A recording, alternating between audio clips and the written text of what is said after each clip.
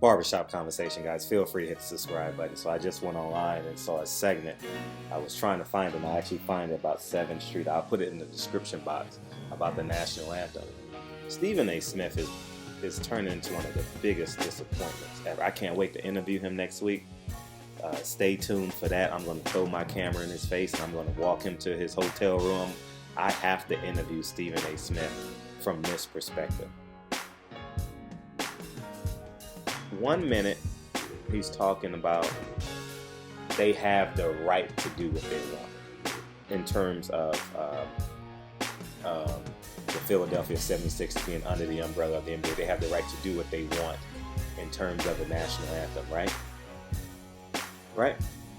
Now, moving forward, the next segment, he goes off in a tirade, mad at the 76ers organization for the delayed process of success in terms of drafting, tanking 3 seasons. Where was that emotion if every day when it benefits you, you always say, well, I'm a black man first. I'm going to die a black man. I got to protect the book. This is an issue that needs light. You worked in Philadelphia. You covered Allen Iverson the first 10 years of his career. I don't know where you live, but I would assume you live somewhere in that peninsula, New York, Philadelphia, somewhere in there. If that's your quote-unquote professional home or where your foundation, where you start, you need to stand up. And I thought that was a bitch-ass move by you this morning. Max Kellerman is for the cause more so than you are. You know what I mean? Truth be told, Max Kellerman would be that guy that would be at the Montgomery boycott. I believe Max Kellerman, love him or hate him, self-absorbed, overtly confident, but he would be that guy that would drive from Columbia University as a college student, go to Montgomery, Alabama, and join Martin Luther King in the bus boycott. Some of you guys are saying I'm crazy being no. He is that type of dude. I have a friend in my inner circle who's just like him from Ohio.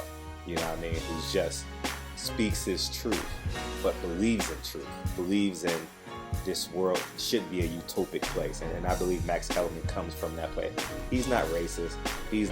That's just who he is. And then as you grow in wealth, your heightened awareness in terms of separation becomes even more, it illuminates even more. But getting back to Stephen A. Smith. Oh man, I'm so disappointed. I always make a vow, never ever publicly disrespect one. I've never ever publicly disrespected a black woman in public, because I think when you disrespect black women in public, in the public space, in public forum, it gives other people the right to do so. So I don't do that.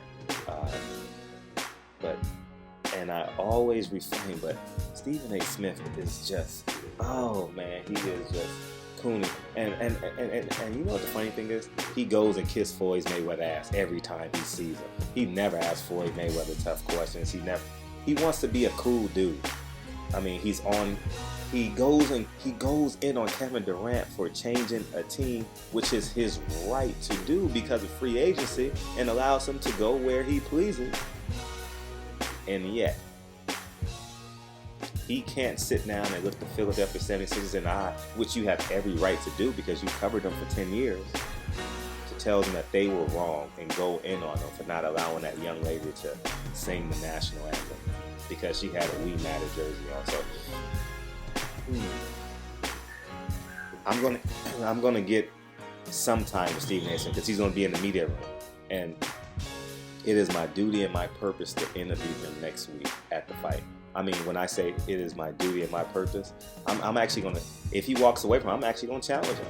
You know, and we have similar credentials. I mean, obviously he's on a bigger level. I write for black publications. I'm a newspaper. I'm overtly successful. So I mean, but where we differ is, I'm willing to fight. So anyways, Barbershop Conversations. I'm gonna put the segment. Just watch the segment and watch his emotional connection and his quote unquote pretend to be calmness when speaking about the lady We Matter versus versus the general management job of the Philadelphia 76ers. It's just deplorable. So anyway, barbershop conversations.